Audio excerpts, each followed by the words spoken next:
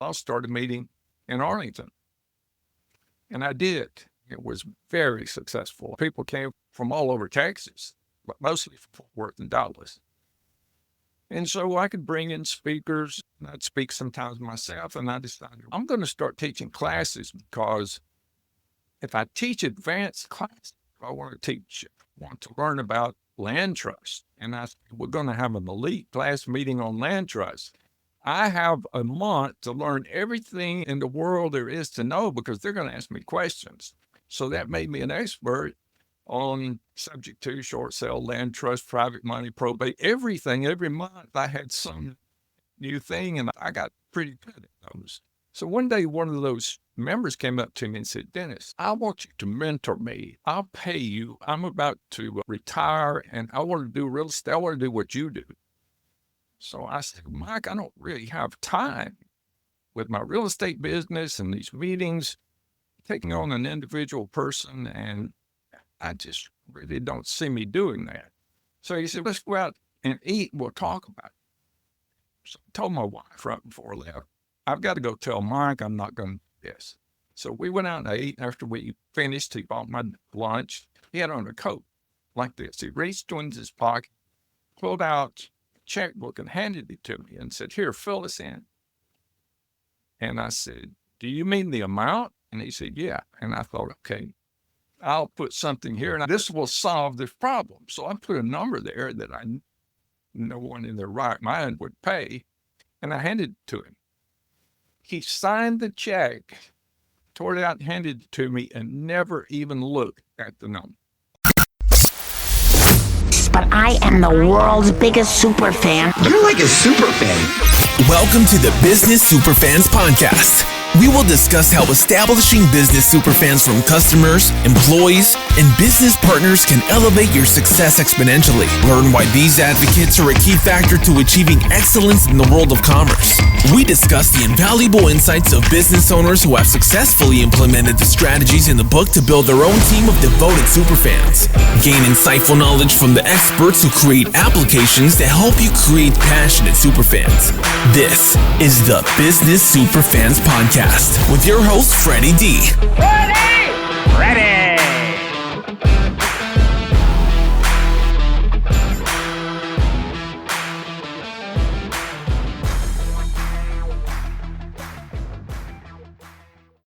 This episode is brought to you by our sponsor, Ninja Prospecting, the outreach team that makes cold connections feel warm and real.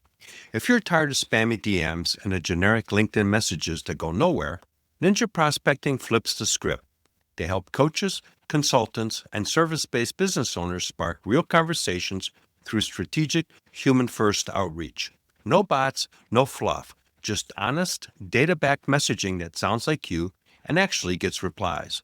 Talk to my friend Adam Packard and his team. Whether you want to do it yourself, get guidance, or fully hand it off, they've got you covered. Head over to ninjaprospecting.com and schedule a chat with Adam. Be sure to mention you heard about it right here on the Business Superfans podcast. If you're ready to get started, join their free community at school.com/ninja-prospecting-7704 to maximize your connections and make the right new ones. Hey, superfan superstar, Freddie D here. In this episode 123, we're joined by Dennis Henson, a true powerhouse with over 5 decades of experience in business, personal development, and real estate investing. Dennis is the founder and president of Vanguard Marketing and Investments, Inc., and was a longtime leader of the Arlington Real Estate Investing Association. He's also a celebrated author, educator, and international speaker who's inspired thousands through his best-selling books and transformative workshops. From the royal flush of real estate investing to a millionaire's treasure map, Dennis made his mark in real estate, but in recent years, he's expanded his mission to helping people unlock their full potential. His latest book, Real Impact, Daily Inspiration, is all about building belief, defeating doubt, and developing the mindset for lasting success. Get ready to be inspired as we dive into the habits, insights, and stories that fuel Dennis's life-changing approach. Welcome, Dennis, to the Business Superfans podcast. We're excited to have you here, Dennis. Welcome to the show. Thank you, Freddie. I appreciate you having me. So, as we talked before we started recording here, let's get the backstory of, I know that you've got a new book that you put out, but before we get to that, let's talk about your story of what you've done and how you've transformed businesses and all that exciting stuff. Well, when I graduated from college, I had a bachelor's degree in music education. So I became a band director. And my goal was to do better. I wanted to become a college band director because college students had so much more energy. They didn't have parents. You saw. And so I was offered the position at Georgia Tech. I thought, that's great. I'm excited about that. So I moved to Atlanta. Before I was to sign the contract, I got a call from a company in Tennessee. And they said, we want you to come up and interview. And I'm interested. I don't need a job. I'm going to have the perfect job. Band director, University of Georgia Tech. And they offered me a lot of things to get me to come. It would give you a round trip ticket. It would give you a $25 cigar, buy you a steak, pick you up in a limousine. They made it sound great. So I could have got a steak in Atlanta. I didn't smoke, and so I didn't need the cigar. And I didn't care about a limousine. But when they said they'd give me a round trip ticket, that was in 1975. And I was just a young kid, never had done anything or much. And I thought, I'll take that round trip ticket. I'll go up there and tell them I'm not interested. I went up there, and to make a long story short, they offered me 20 times the salary that Georgia Tech was going to pay me. Wow. 20 times. That's a huge number. It is. It is. And so I took it. Yeah. I left the music world and went into business because I thought, this is you live much better. And right after they hired me, they gave me 3 books. Think and Grow Rich by Napoleon Hill, Success, the Glenn Bland Method, and The Greatest Salesman in the World by Mendino. Yep. Read all 3 of them. Okay. And Freddie, I never heard of a self-help book. I didn't know about motivation or PMA or anything. I was, band kid. After I read those books, I was different. I was a totally different person. I was extremely motivated, and I was enthused. It was euphoric. It was like a drug. Oh, wonderful. I have to have more. I've got to have more of these. In 75, there wasn't an internet. There wasn't a Google. There wasn't even a computer. So if you wanted to learn anything, you actually had to pick up the phone off the wall or off the desk and call somebody. And what kind of books are you reading that help you with your business? So I started getting all kind of suggestions, and I read some books, and some of them were good. Most of them were not. But occasionally I would hit on one and it would give me that feeling again. So I met Jim Rohn early in my career. It was before he was famous. He was a guy that was trying to make a living. And he encouraged, write everything down, put it in the journal. So I thought, I'm going to keep a list of these great books because one day I may want to come back and read them again. There was a company in Waco called SMI. Oh, I remember them. I flew out there to look at their stuff. Yes. Wow, man. Bringing back old memories. So you'd send them a check and they would send you 2 tapes. Yep. You'd listen to the 2 tapes and send them back. So I thought, this takes way too long. So I bought a duplicator and right back. So I built a collection of wonderful tapes, and I had a large territory. I had them all of South Georgia and all of North Florida. Consequently, I was in the car a lot, and I would take those tapes and listen to them as I was driving that big territory. And every time I heard a poem or a story or a quote, I would put it in the journal. Now, there wasn't any tape recorder. You had to pull the car over to the side of the road and stop, and get out the journal and write it down. So it had to be pretty impressive. for me to stop my car and Sure. write. So that was in 75, and I started collecting in years past. I got into real estate. I moved to Texas in 89, and I started doing lots of real estate in Texas. And there wasn't a real estate investor group. I wanted to become a better real estate investor, and I wanted to go to meetings. There wasn't a meeting in Arlington. You had to go to Dallas or Fort Worth. And the Metroplex is big and has lots of traffic. So to go to a meeting took an hour. If there was traffic, an hour and a half or two to get to the meeting. So I thought, shoot, that's taking too much of my time. It's too valuable. I'll start a meeting in Arlington. And I did. It was very successful. People came from all over Texas, but mostly from Fort Worth and Dallas. And so I could bring in speakers, and I'd speak sometimes myself, and I decided I'm going to start teaching classes, because if I teach advanced classes, I want to learn about land trust. And we're going to have an elite class meeting on land trust. I have a month to learn everything in the world there is to know, because they're going to ask me questions.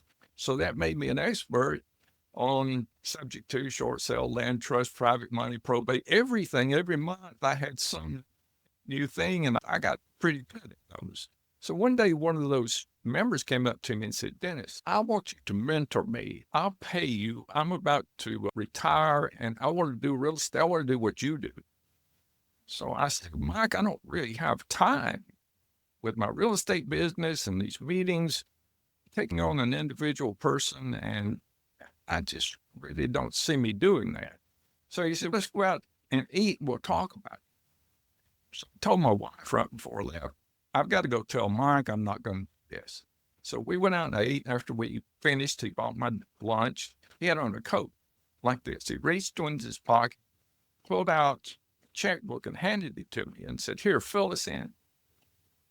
And I said, do you mean the amount? And he said, yeah. And I thought, okay, I'll put something here, and this will solve this problem. So I put a number there that no one in their right mind would pay, and I handed it to him.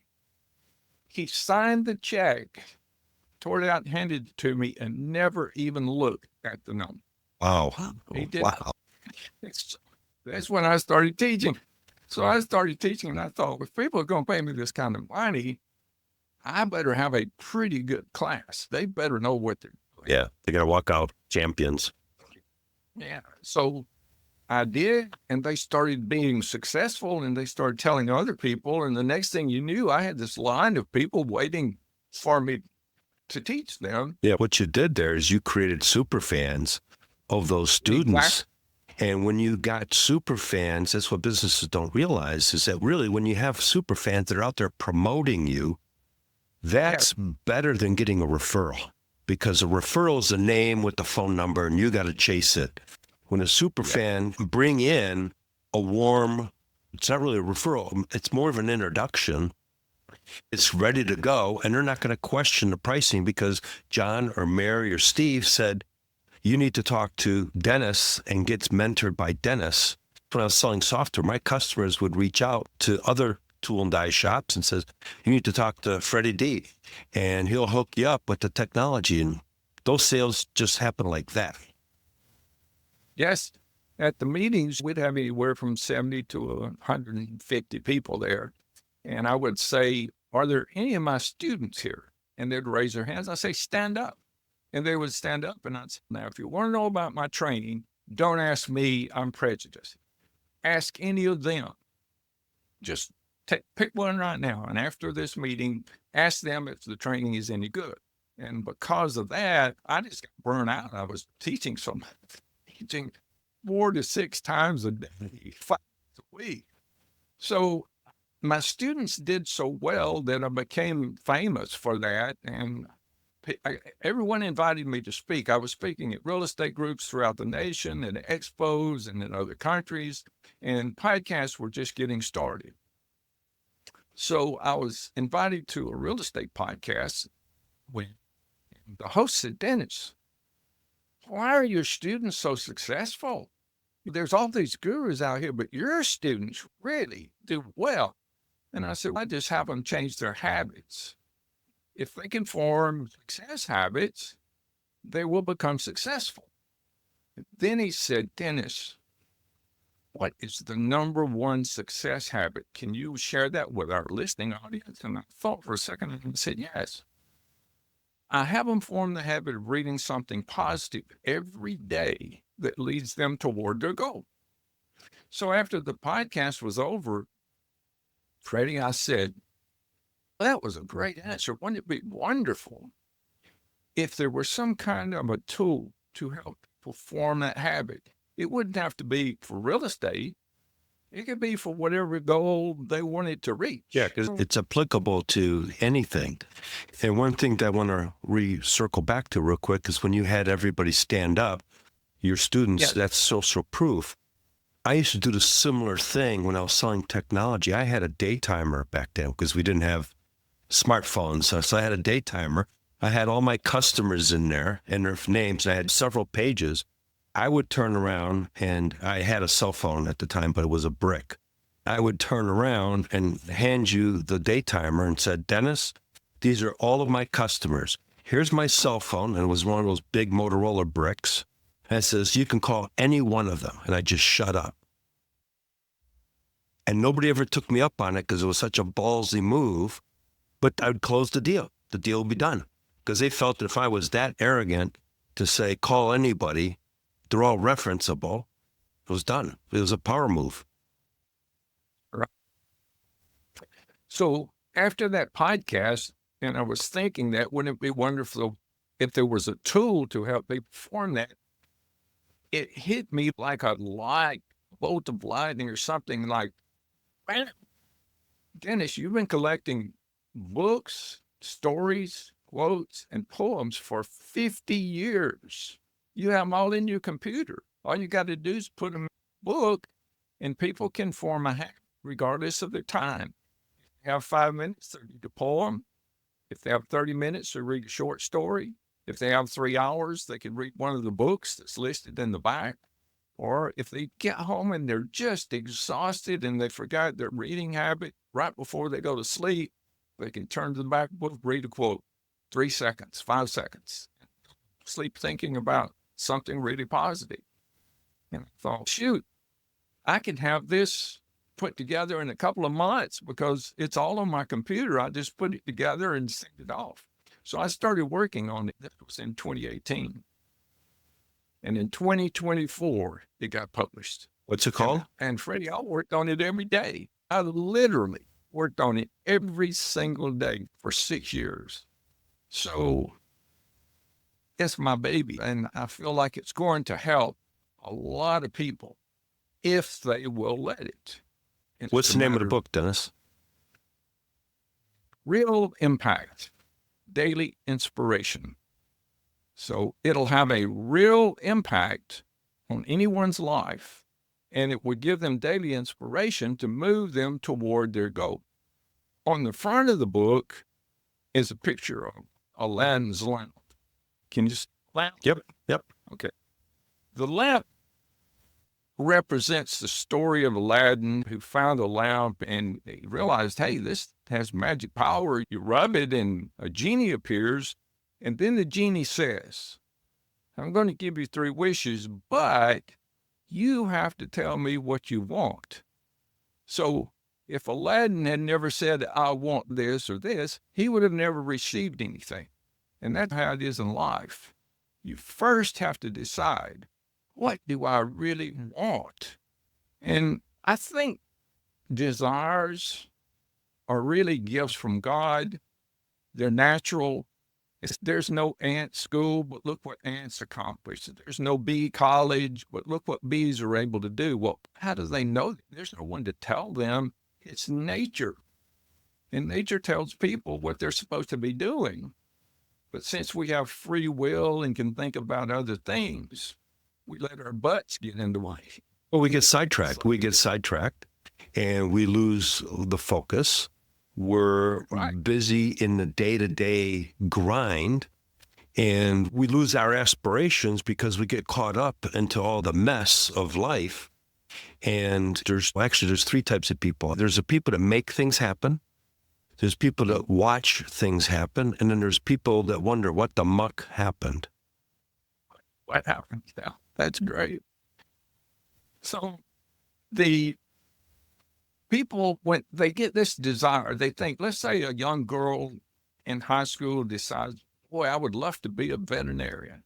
That would just be a wonderful life to work with animals and take care of them. And then she says, but she lets her butts get in the way. She says, I don't have the money. I don't know what colleges to go to. I don't know what to do next. She just goes, all of these things get in the way. It's really all in her mind. And if she can change her but to, I want to be a veterinarian, and I'm visiting a different veterinarian every single week, asking them what they did to become one. I'm looking for schools that teach veterinary medicine, and I'm writing them letters or sending them emails or visiting. If you know what you want, and every single day you take a step in that direction, eventually you will get there. Yep. It's just like Winston Churchill. He knew he wanted to defeat it, and every day he did something. And he did the impossible. It just shouldn't have happened, but he did it anyway. So that's the kind of determination that requires. But if you're reading something positive every day, it reminds you what your goal is. It's like putting a rudder on a boat. Sure. A boat down in the middle of the water with no rudder, Not you going may anywhere. get somewhere. Where are you going to go? Right. You remind me of that product I talked earlier about setting up 60 resellers around the world. And in the 3-year period, I grew that to $3 million net to the company in about $2,000 to $5,000 chunks. And this was 1997 through 2000. And in the end, my right-hand person basically said we hit 150,000 in sales. And he goes, you willed that in. There was no other way that would have came in. I willed it in. Those were his words. And it's right, because I had the mindset and that it will happen. And I did things to ensure that it did happen. And things line up out of nowhere. Sometimes opportunities and situations present themselves in a positive way. You just got to be present to be able to step in and accept it. Exactly. And if people are listening today, the people that are listening, they have a choice to make. Their choice is, do I want to do better? Do I want to get to where I want to be faster? Am I willing to do something to make that happen? And am I willing to form a new habit? And it's a simple habit, and it's fun.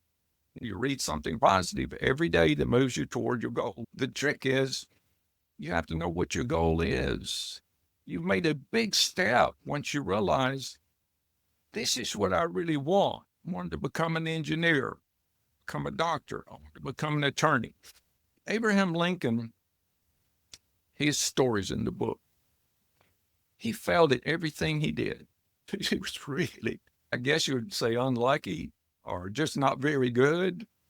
But one thing he was good at, he had one talent, and that was he could debate. He was really a great debater and a good talker.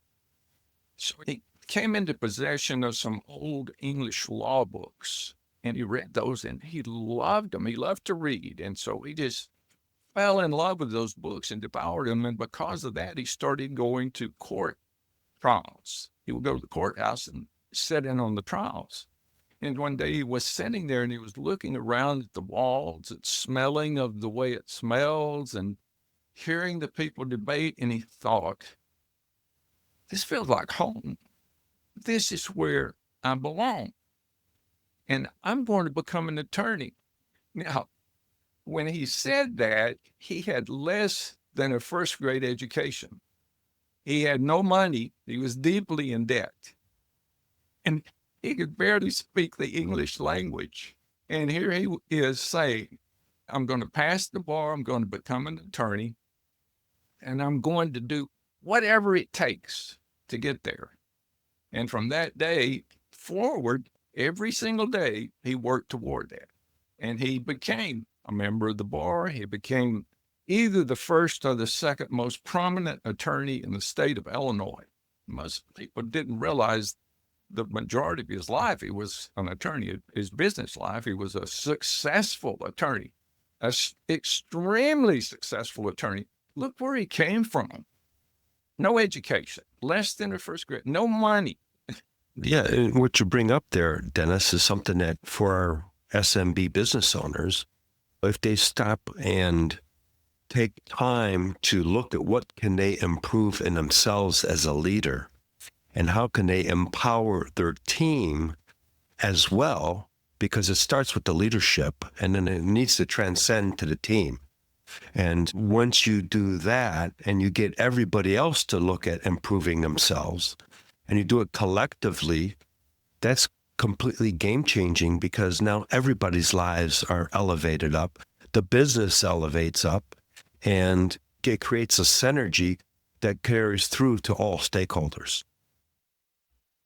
Absolutely. That's right. If you want to become a leader, that's a goal. And so if you form a habit of reading something every single day that makes you a better leader, you instantly start becoming Better leader. a better leader. Yeah. It's a law of nature. And good leaders create superfans of their team, because a team, one of the things I learned, I've taken several leadership programs, Dale Carnegie stuff, and et cetera. And really what a good leader does is really get themselves out of the way of their team.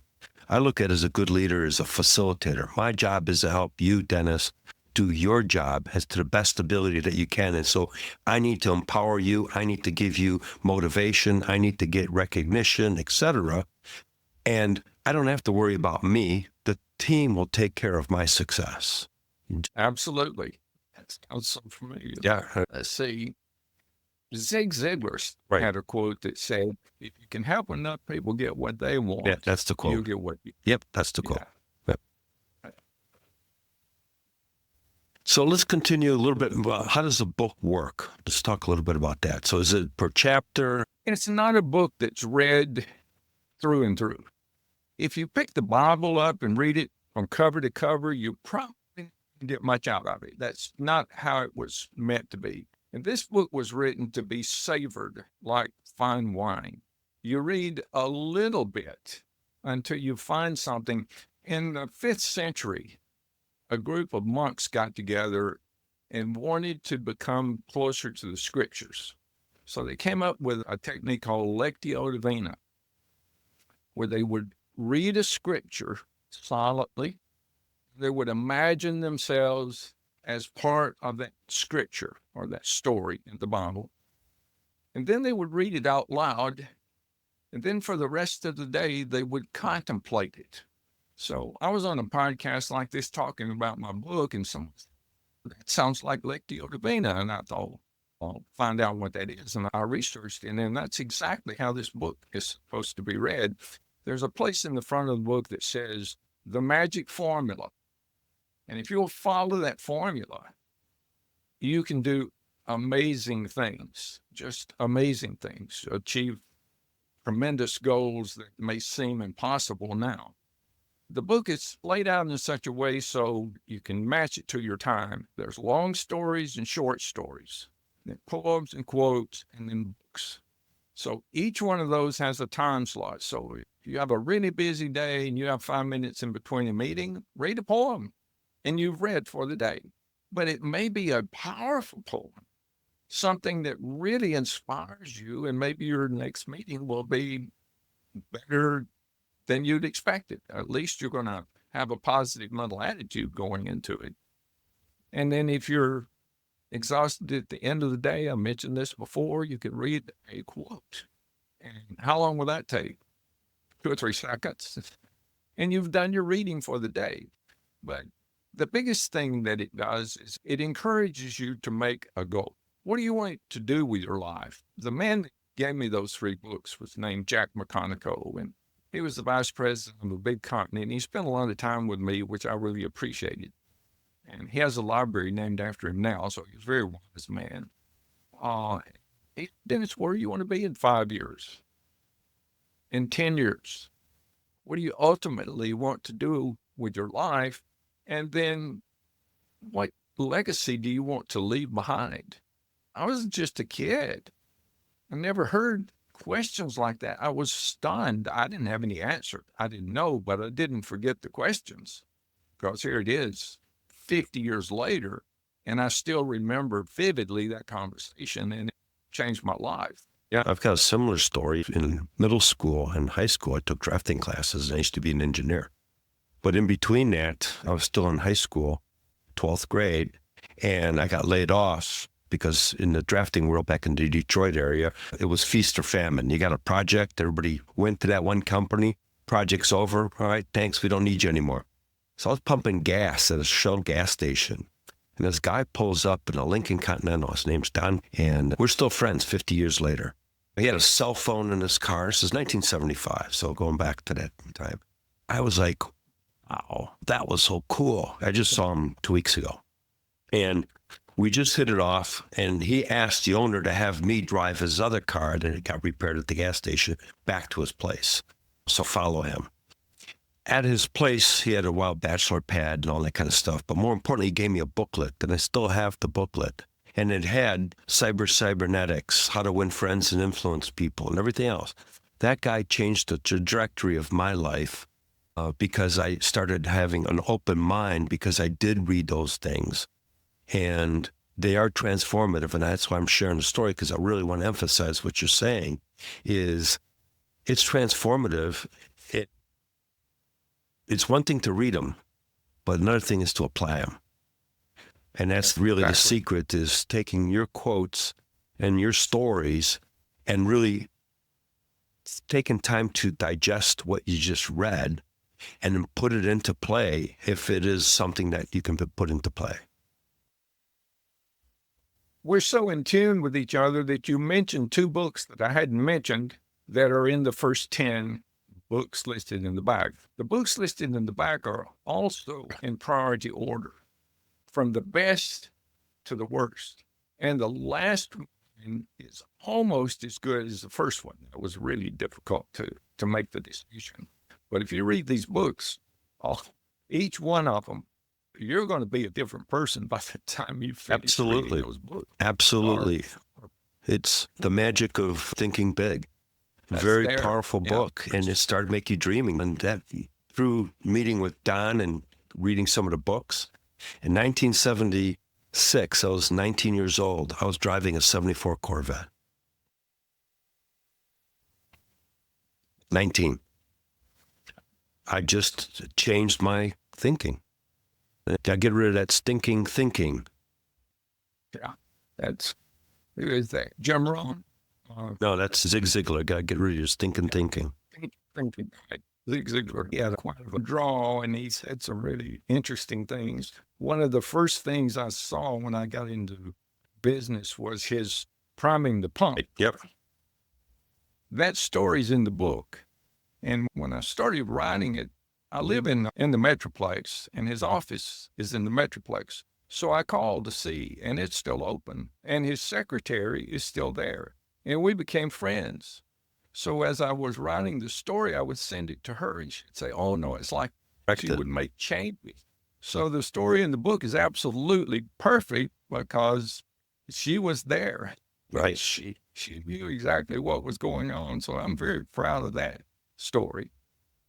Oh, I'm proud of all of them. The story of Lou Holtz, he wrote me a letter. I sent him the book. He wrote me a letter thanking me for including him in the book. And his stories are very powerful. He wanted to become the coach at Notre Dame, and he'd just been fired. He got fired, and the coach of South Carolina took the job. He wasn't going to make the football coach. He had a burning desire to become the coach at Notre Dame, which his chances were the same as wanting to become the Pope. Right. Anyway, so that's what having a burning desire will do. Napoleon Hill is where you got that. You have to know what you want, a definite purpose, and develop a burning desire. And this book helps you keep that burning desire. It kindles. Yeah, that's important, is you got to keep kindling it, because life will get in the way and it'll extinguish that dream faster than you can think about it, because life gets in the way and you get distracted. Now you're in a reactionary mode and you stop. I'm going to put that aside because that's not going to happen right now. I got to deal with this right now. And you never go back to it. Or if you do go back to it, decades gone by, and you go, holy moly, I looked at the clock and where did the time go? Exactly. Right. You need something to remind you, keep you on track, because your mind goes in 1,000 directions. Yep. So as we get closer to the end here, Dennis, how can people find you and get their hands on the book? It's on Amazon, of course. That's really easy if you just go there and type in Real Impact, the Inspiration, or Dennis J. Henson. The easiest way is to go to realimpactbook.com. Then there's a contact us. It has my email and my phone number. I'm easy to contact. I'm available for speaking, or podcast, or radio, or whatever. If you just need somebody to cheer you up, I'm pretty easy to contact. And then you can get a free copy of the book on that website just by scrolling down to the bottom where it says podcast attendee. And because you attended Freddie's podcast, I'll give you the entire ebook with no strings attached. You will not be put on a mailing list. You just get the book. It's instant download. You can have it before we finish the podcast here. So you put your name and email in there, and you get just like that. And I have an ulterior motive. I'm writing other books. And if you read this, you may like it and think, oh, yeah, I like the way he writes. I'll buy one of his books. But mainly it's because I'm 77. I'm not going to be around. 30 years from now, I'll be gone. But I want to still be helping people after I'm gone. And I wrote this book to help people, not to make $1 million, but to help 1 million people. And I can't help you if you don't get the book. So, we'll make sure that's in the show notes. That's a very generous offer. And it's also a genuine of you, like we talked earlier, you help enough people, you don't have to worry about yourself. Right. It comes back 10 times. And that's a Zig Ziglar quote, and it's in the quote back of the book. Yeah. So, Dennis, it's been a pleasure having you on the Business Superfan podcast. Great conversation, great insights for our listeners. You and I could probably talk on this stuff for hours, and we definitely would love to have you on the show down the road again. Maybe when my other books come out, we'll talk about that. Thank you so much, Freddie. This has been fun. Pleasure's all mine. Before we wrap, here's your quick debrief.